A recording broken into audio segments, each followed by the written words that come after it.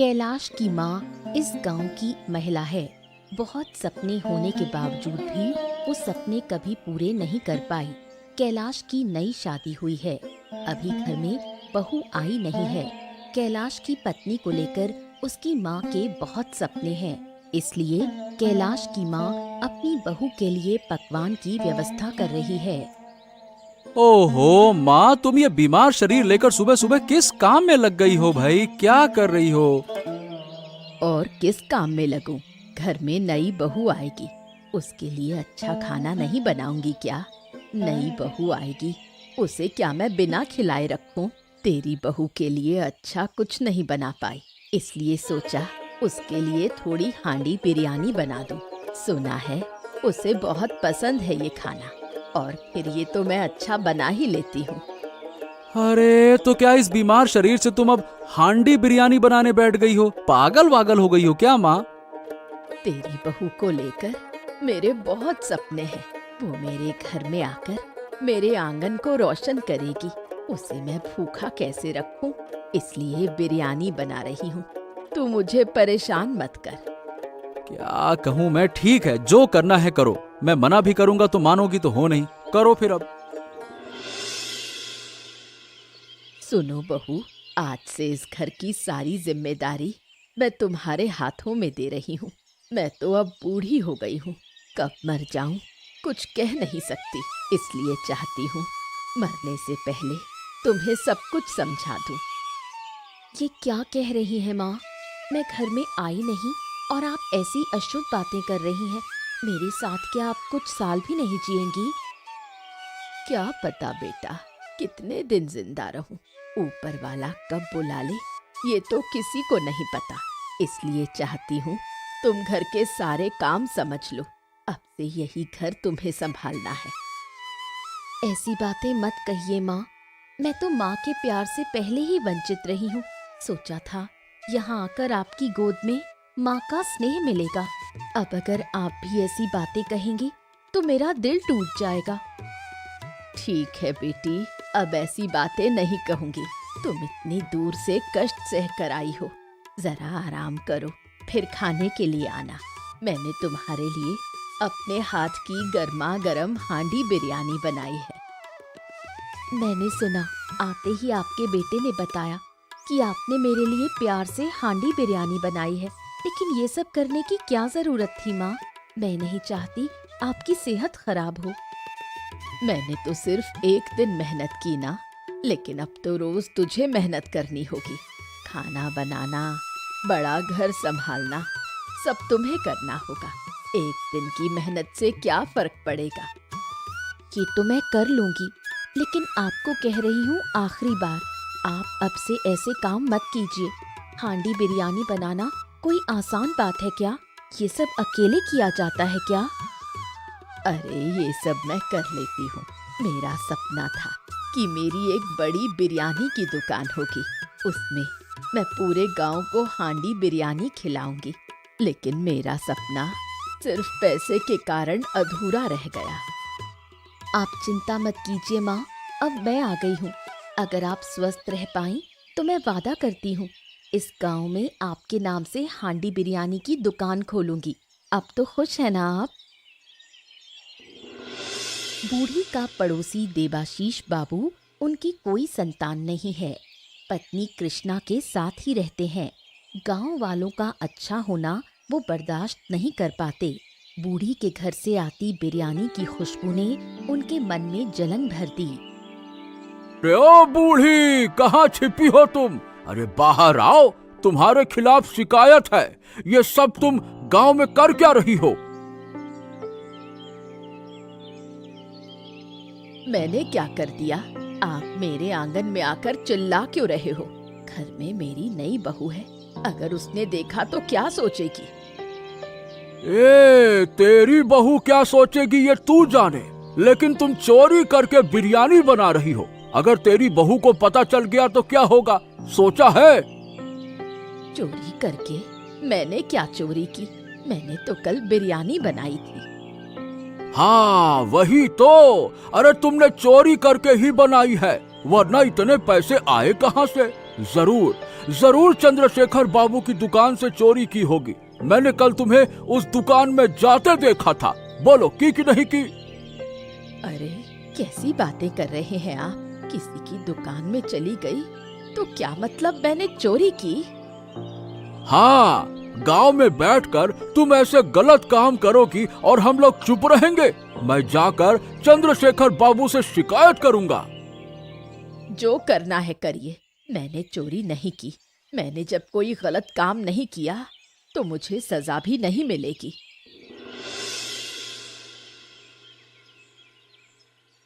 अरे उस बूढ़ी की हिम्मत तो देखो, मुझे डांट दिया, मुझसे बहस करती है। गरीब बूढ़ी कहीं की, मैं उसको ऐसा मजा चखाऊंगा ना, इस गांव से निकाल कर ही दम लूंगा। अरे तुम इतना गुस्सा क्यों हो रहे हो? हुआ क्या? मुझे भी तो बताओ, कब से पूछ रही हूँ। अरे क्या बताऊं भाग्यवान, वो बूढ़ी हांडी बिरयानी बना रही है। मैं इतना बड़ा आदमी होकर भी बिरयानी नहीं खा पा रहा और वो गरीब बूढ़ी बिरयानी बना रही है। ये मुझसे बर्दाश्त नहीं होगा। ये तो समझ गई, लेकिन झगड़ा कैसे हुआ? मैं उसके घर गया था पूछने कि वो बिरयानी बना कैसे रही है। फिर मैंने उस पर आरोप लगाया कि उसने चंद्रशेखर बाबू की दुकान से पैसे चुराए हैं। बहुत अच्छा किया। वो बूढ़ी गरीब होकर भी अपने घमंड में रहती है। अब जब आरोप लगेगा तो गांव वाले उसका मजाक उड़ाएंगे। यही तो मैं चाहता हूँ। थोड़ी देर में चंद्रशेखर बाबू के पास जाकर शिकायत करूंगा। फिर देखूंगा उस बूढ़ी को, बड़ी आई मुझसे बहस करती है। हाँ, तुम शिकायत कर दो, फिर चंद्रशेखर बाबू उसे सबक सिखाएंगे। ना तो बहस करेगी, ना ही गांव में मुंह दिखा पाएगी। हाँ ठीक है भाग्यवान, ऐसा ही करूंगा। अब उस बूढ़ी को मैं अच्छा मजा चखाऊंगा। हाँ।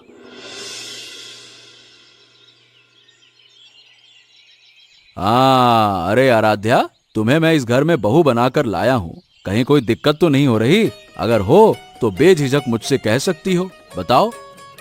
अरे नहीं, मुझे कोई दिक्कत कैसे होगी? इतना छोटा सा परिवार है, अब तो सब कुछ मेरा ही है। माँ ने तो अपने पास कुछ रखा ही नहीं, तो फिर दिक्कत कैसी? हाँ, लेकिन तुम नई बहू बनकर आई हो, अभी सब ठीक से समझ नहीं पाई हो। जो बात तुम माँ से नहीं कह सको वो मुझसे कह सकती हो। मैं तुम्हें सब समझाऊंगा ताकि तुम्हें काम में आसानी हो। सच मानो, मैं हमेशा ऐसे ही परिवार का सपना देखती थी। कभी सोचा भी नहीं था कि मुझे अपने सपनों जैसा परिवार मिलेगा। तुम कितने अच्छे हो, और माँ जैसी सास तो कहीं हो ही नहीं सकती।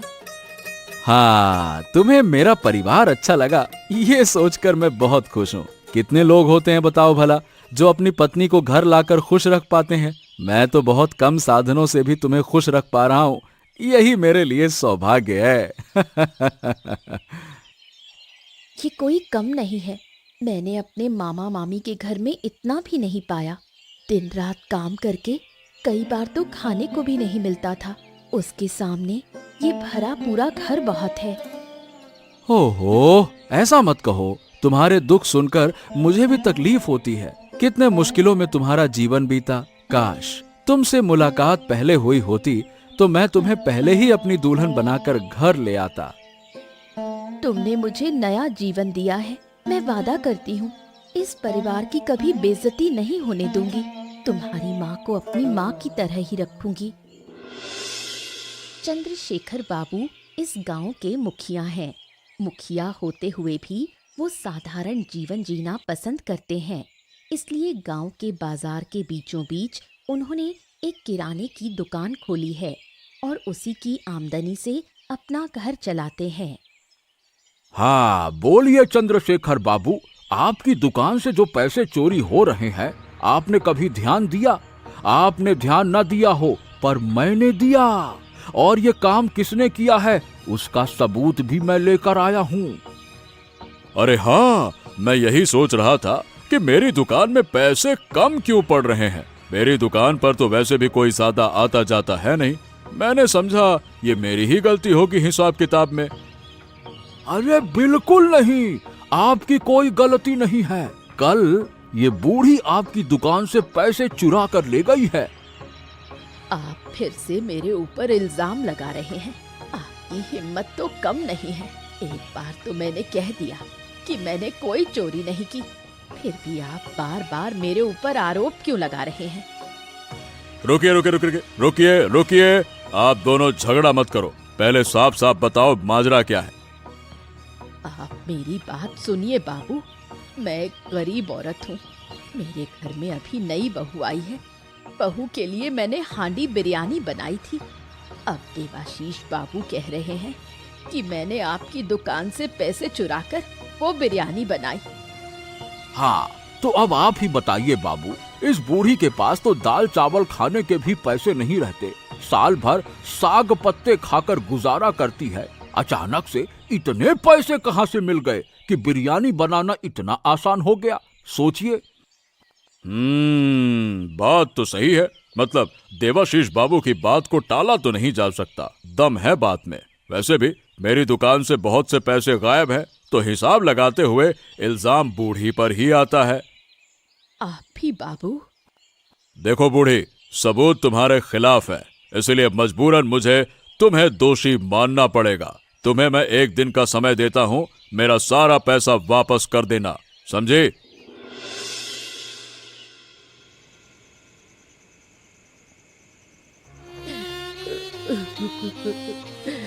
मेरे साथ इतना बुरा क्यों किया देवाशीष बाबू ने? मैं समझ नहीं पा रही। मैंने उनका क्या बिगाड़ा था जो इतना बड़ा इल्जाम दे दिया?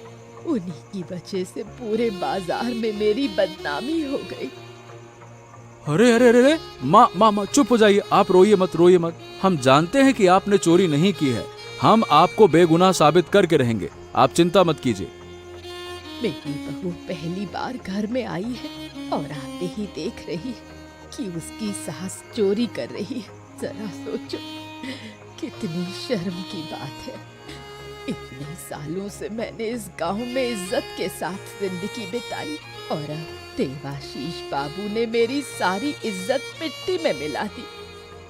हाँ, आप चिंता मत कीजिए। चंद्रशेखर बाबू का पैसा हम लौटा देंगे, फिर आपको बेगुनाह साबित करके देवाशीष बाबू को सबक सिखाएंगे। लेकिन मेरी जो इज्जत खो गई, क्या वो वापस आ पाएगी? क्यों मेरे साथ ऐसा हुआ? क्या मैं गरीब हूँ इसलिए इंसान नहीं हूँ? गरीब हो सकती हूँ पर कभी किसी से भीख नहीं मांगी। माँ जी, आप ऐसे मत रोइए। आपका बेटा कह रहा है ना, सब ठीक कर देगा। आपकी इज्जत फिर से वापस आ जाएगी, यकीन कीजिए। और क्या यकीन करूं बहू, तुम इस घर में नई आई हो, तुम्हारी इज्जत मेरी इज्जत से पहले है। लेकिन अब तुम्हें भी गांव में मेरे कारण शर्मिंदगी उठानी पड़ रही है। लोग मुझे लेकर छी छी कर रहे हैं। करने दीजिए, समय आने पर मैं सबको जवाब दूंगी। आप बिल्कुल चिंता ना करें। हे ऊपर वाले, मेरी मदद करो, मुझे इस हालात से बाहर निकालो, मेरी इज्जत वापस लौटा दो। मैंने कभी किसी का बुरा नहीं किया। हे ऊपर वाले, मेरी मदद करो, मुझे इस हालात से बाहर निकालो, मेरी इज्जत वापस लौटा दो। मैंने कभी किसी का बुरा नहीं किया।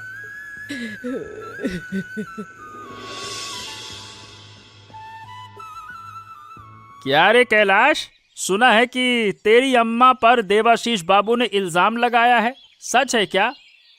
अरे तू तो जानता है रे कि मेरी माँ कैसी है। बचपन से तूने मेरी माँ को देखा है। बता अच्छा, वो ऐसा काम कर सकती है क्या? मेरी माँ के कितने बुरे दिन आए, फिर भी कभी किसी से भीख नहीं मांगी, और अब लोग कह रहे हैं कि मेरी माँ चोरी करेगी। बता, क्या ये मानने लायक बात है?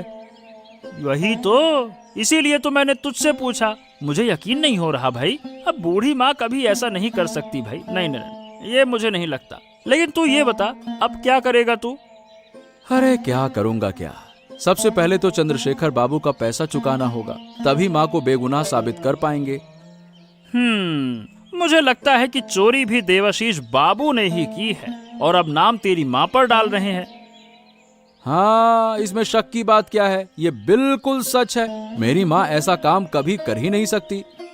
तो फिर मैं तुझे कुछ उधार पैसे देता हूँ, तू जाकर पहले चंद्रशेखर बाबू को लौटा दे, फिर हम दोनों मिलकर देवाशीष बाबू का असली चेहरा सबके सामने लाएंगे। हाँ, ये कही तूने सही सही बात।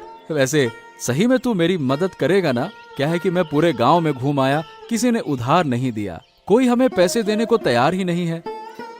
अरे तू मेरा भाई है रे। बचपन में बूढ़ी माँ ने मुझे कितनी बार खाना खिलाया, कितनी बार मेरे लिए पकाया। अब उसके कठिन समय में मैं मदद ना करूं, ऐसा कैसे हो सकता है? और वैसे भी मैं जानता हूं कि वो निर्दोष है। हाँ ठीक है, तो मुझे पैसे दे दे। पहले मैं चंद्रशेखर बाबू को लौटा दूंगा, फिर उनके सामने देवाशीष बाबू की बात रखूंगा। हाँ। आखिरकार कैलाश को इस स्थिति से निकलने का रास्ता मिल गया। वो हरेंद्र से पैसे लेकर चंद्रशेखर बाबू को देता है और देवाशीष बाबू की सारी करतूत बताता है। क्या कैलाश, तुम इतनी सुबह सुबह आ गए? क्या पैसा लाए हो क्या? हाँ बाबू, ये रहे आपके पैसे। हालांकि आप भी जानते हैं कि ये पैसे मेरी माँ ने नहीं चुराए हैं। अच्छा, अगर तुम्हारी माँ ने चोरी नहीं किए तो फिर किसने किए हैं? और देवाशीष बाबू तो खुद कहते हैं कि उन्होंने तुम्हारी माँ को चोरी करते हुए देखा है, और ऊपर से अगर चोरी नहीं करती तुम्हारी माँ तो तुम पैसे लौटाने ही क्यों आते? अरे बाबू, अगर देवाशीष बाबू ने देखा था तो उन्होंने माँ को रोका क्यों नहीं? चोरी करने क्यों दिया? आप ये भी तो सोचिए। ये आपको अजीब नहीं लगता? हाँ, अब क्या करूं बेटा, सारा का सारा सबूत तुम्हारी माँ के खिलाफ है। बिना सबूत मैं कुछ नहीं कर सकता। अरे तो क्या बाबू, कोई गरीब इंसान अगर सबूत ना ला पाए तो उसे ही दोषी मान लिया जाएगा क्या? ये कैसा न्याय हुआ बाबू? ये तो न्याय नहीं हुआ। अच्छा, तो तुम्हारी मांग क्या है? क्या चाहते हो तुम? बताओ, मैं क्या करूं, बताओ। अब मैं आपसे कुछ चाहता नहीं हूँ, बस इतना कह रहा हूँ कि असली चोर के सबूत मैं लाऊंगा, और ये सब मुझे यकीन है कि देवाशीष बाबू ने ही किया है। अरे लेकिन ये कैसे संभव है? देवाशीष बाबू तो खुद बहुत अमीर आदमी है। क्यों संभव नहीं है बाबू? आप मेरी माँ के बारे में गांव वालों से पूछिए और देवाशीष बाबू के बारे में पूछिए, आपको फर्क साफ पता चल जाएगा। ये बात भी सही है। उस हिसाब से तो देवाशीष बाबू ही शक के दायरे में आते हैं। वही तो आप उनके खिलाफ जांच कीजिए ना, उन पर दबाव डालिए, सब अपने आप सच सामने आ जाएगा। ठीक है, मैं इस बात का इंतजाम करता हूँ। ठीक है। धीरे धीरे देवाशीष बाबू की करतूत पूरे गांव में फैल जाती है। सब लोग उनका मजाक उड़ाने लगते हैं। क्या हुआ देवाशीष बाबू? अब कैसा लग रहा है? खुद चोरी करके निर्दोष बूढ़ी पर इल्जाम लगाने में आपको जरा भी शर्म नहीं आई? अरे ये क्या बकवास कर रहे हो? मुझसे ऐसी बात करने की हिम्मत कैसे हुई तुम्हारी?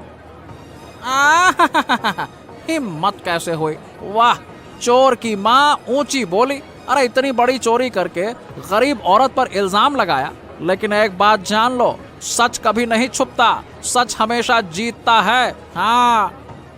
अरे ये सब बड़ी बड़ी बातें तुम लोग बनाते रहो, लेकिन जिंदगी में असलियत में क्या होता है, यही होता है जो तुम अभी देख रहे हो। चोरी उस बूढ़ी ने की है, समझा? अरे तुम लोगों ने जिंदगी में किया ही क्या है, बात करते हो।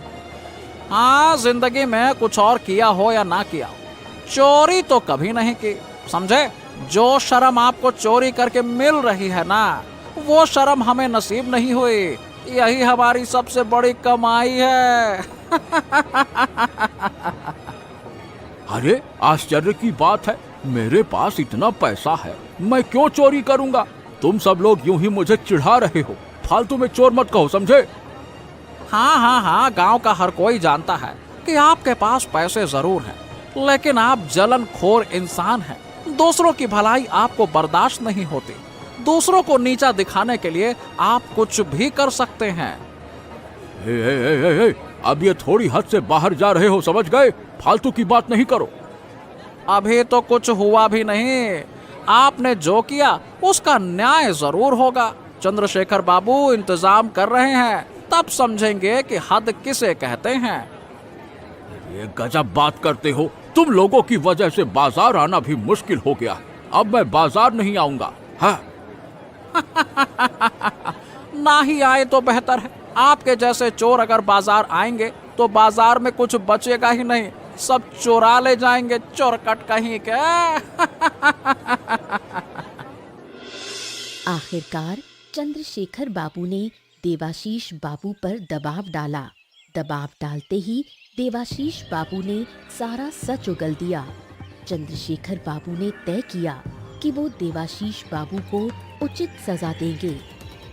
छी छी छी छी देवाशीष बाबू, आपकी इतनी उम्र हो गई है और फिर भी आप इस तरह के काम कर रहे हैं। पूरे गांव में अब लोग आपको लेकर छी छी कर रहे हैं। आपकी तो पूरी छीछा लेदर हो गई है। इस बुढ़ापे में भी आपको शर्म नहीं आई? अब मुझे माफ कर दीजिए बाबू, अब मैं कभी ऐसा नहीं करूंगा। जो लज्जा पानी थी वो मैं पा चुका हूँ, इज्जत भी चली गई। अब आप मुझे और भला क्या सजा देंगे? बिल्कुल नहीं, मैं देवाशीष बाबू की सजा चाहता हूँ। इन्होंने मेरी माँ पर इल्जाम लगाया, पूरे गांव के सामने मेरी माँ को अपमानित किया, मेरी माँ की सालों की इज्जत मिट्टी में मिला दी है इन्होंने। बस बस बस शांत। सबसे पहले तो आपने इस तरह का काम किया, बूढ़ी पर झूठा इल्जाम लगाया, उसके बाद फिर उसके घर जाकर झगड़ा भी किया। मैं तो आपका साहस देखकर हैरान हूँ कि बुढ़ापे में इतना कर रहे हो। अब मुझे माफ कर दीजिए बाबू, माफ कर दीजिए। बिल्कुल नहीं, आपको सजा मिलेगी और आपकी पहली सजा है, जो भी पैसा बूढ़ी ने मुझे लौटाया वो आप बूढ़ी को वापस करेंगे।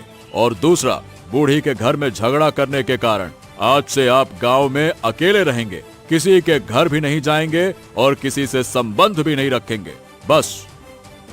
अरे ये क्या बात कर रहे हैं आप? इतनी सी बात के लिए मुझे इतनी बड़ी सजा दे रहे हैं?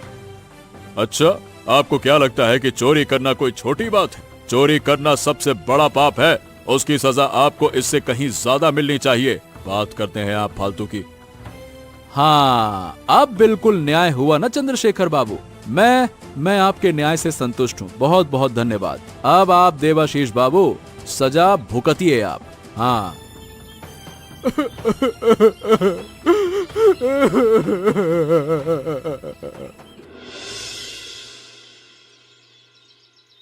चंद्रशेखर बाबू अपनी गलती समझकर बूढ़ी के घर आते हैं और उससे माफी मांगते हैं।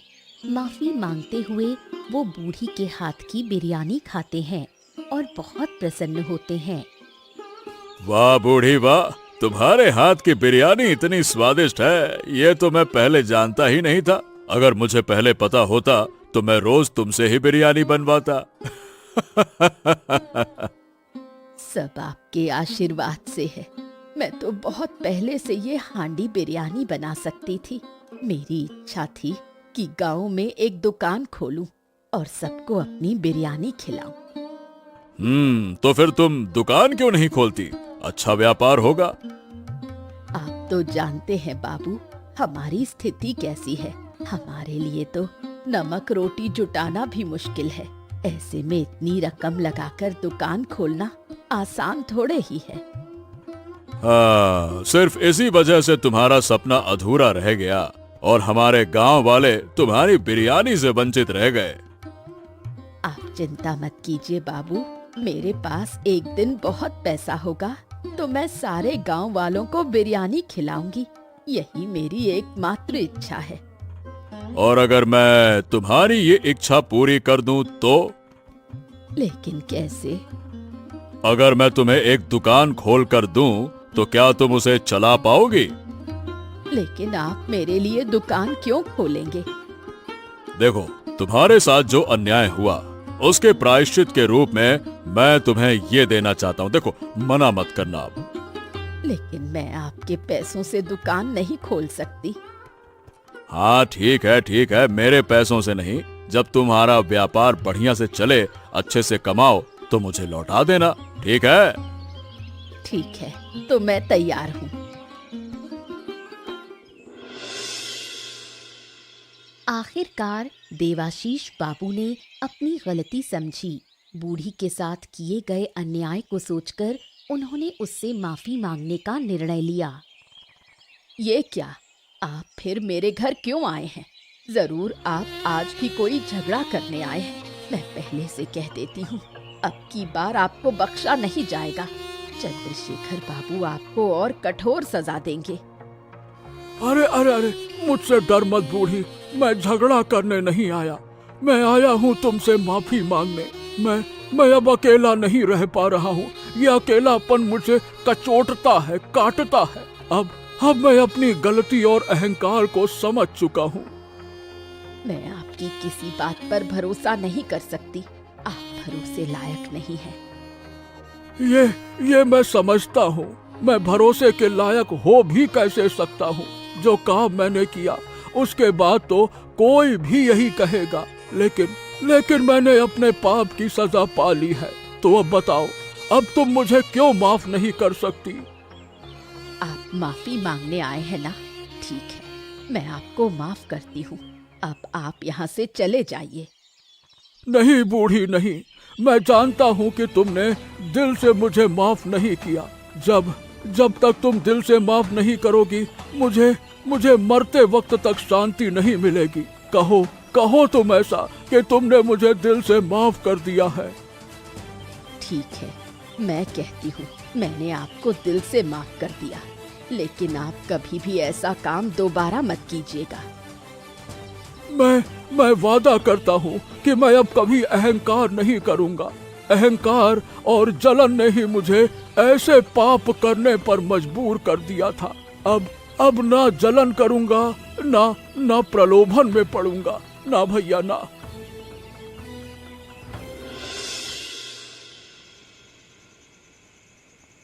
गांव वालों के तानों की वजह से देवाशीष बाबू बहुत शर्मिंदा हो गए। अब वो अपने घर से बाहर निकल भी नहीं पाते। नतीजतन वो पछताकर गांव छोड़ने का फैसला करते हैं। अरे भाग्यवान, अब मैं गांव में नहीं रह पा रहा हूँ। यकीन करो, लोग मेरा बहुत मजाक उड़ाते हैं। मुझे बहुत बुरा लगता है। कई लोग तो ताना भी मारते हैं, फिर झगड़ा हो जाता है। अब क्या करें, सब हमारी ही गलती है। हमने अन्याय किया, इसलिए आज ये दिन देखना पड़ा। अगर हमने जलन में आकर ऐसा काम ना किया होता तो ये सब नहीं होता।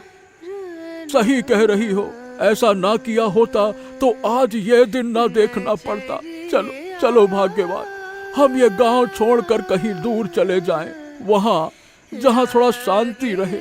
यहाँ तो रहकर अब शांति नहीं मिलेगी। हाँ चलो, मेरा भी अब यहाँ रहने का मन नहीं है। कोई हमसे बात नहीं करता, मैं किसी के घर नहीं जा सकती। सबने हमें अकेला कर दिया है। ऐसे जीना कैसे संभव है? बेहतर है किसी और गांव में जाकर ठीक से जीवन बिताएं और फिर कभी अन्याय ना करें किसी के साथ। ठीक है, तो आज ही रात को निकल चलेंगे। सामान बांध लो। सब बांध रखा है, अब बस समय देखकर घर से निकलना है। मेरी जन्मभूमि, मेरा गांव, और आज मुझे छोड़कर जाना पड़ रहा है, सिर्फ और सिर्फ अपने कर्मों के कारण। दुखी मत हो, पाप का फल हर किसी को भोगना ही पड़ता है। कोई इससे बच नहीं सकता। शायद यही हमारी किस्मत थी। आखिरकार तमाम मुश्किलों को पार करके बूढ़ी अपना सपना पूरा कर पाई। पूरे गांव में उसकी बिरयानी की दुकान की चर्चा होने लगी। नई दुकान और प्रशंसा से खुश होकर बूढ़ी ने गांव वालों को मुफ्त में बिरयानी खिलाने का इंतजाम किया। वाह वाह वाह वाह वाह, आज तो मैं भी गांव वालों के साथ मुफ्त बिरयानी खा पाऊंगा। क्या कहती हो बूढ़ी? आप कैसी बातें कर रहे हैं बाबू? अगर आप दुकान में आए तो मैं आपको पूरी हांडी दे दूंगी, और आप मुफ्त बिरयानी की बात कर रहे हैं। अरे उसमें मजा कहाँ? मजा तो इसमें है कि सब गांव वालों के साथ बैठकर पेट भर बिरयानी खाओ। मेरे गांव के जितने गरीब लोग हैं, सबके लिए मैंने अपनी दुकान की बिरयानी मुफ्त कर दी है। जो भी आएगा भर पेट खाएगा, कोई पैसा नहीं लिया जाएगा। तुम्हारी ईमानदारी की वजह से हमें तुम इतनी अच्छी लगती हो। अगर तुम ये पहले कर सकती तो मैं कहता हूँ कि तुम्हारी दुकान का सारा खर्चा और देखभाल मैं खुद ही देखूंगा। गरीबों की सेवा के लिए मैं भी पैसे दूंगा। व्यापार मेरा उद्देश्य नहीं है। मेरा उद्देश्य है लोगों की सेवा करना। लोग मेरे हाथ की बिरयानी खाकर जो प्रशंसा करते हैं, उसी में मेरी खुशी है। चलो, आखिरकार तुम कह सकती हो कि तुम्हारा सपना पूरा हुआ। अब तुम्हें अपने सपने के लिए कभी अफसोस नहीं रहेगा। हाँ। ये सब गांव वालों और तुम्हारे कारण हुआ है। मैं वादा करती हूँ कि मैं जिंदगी भर इसी तरह सबको स्वादिष्ट हांडी बिरयानी खिलाती रहूंगी। ऐसी ही और दिलचस्प कहानियां देखने के लिए हमारे चैनल को सब्सक्राइब करना ना भूलें। तो बताओ दोस्तों, इस कहानी में असली चोर कौन था?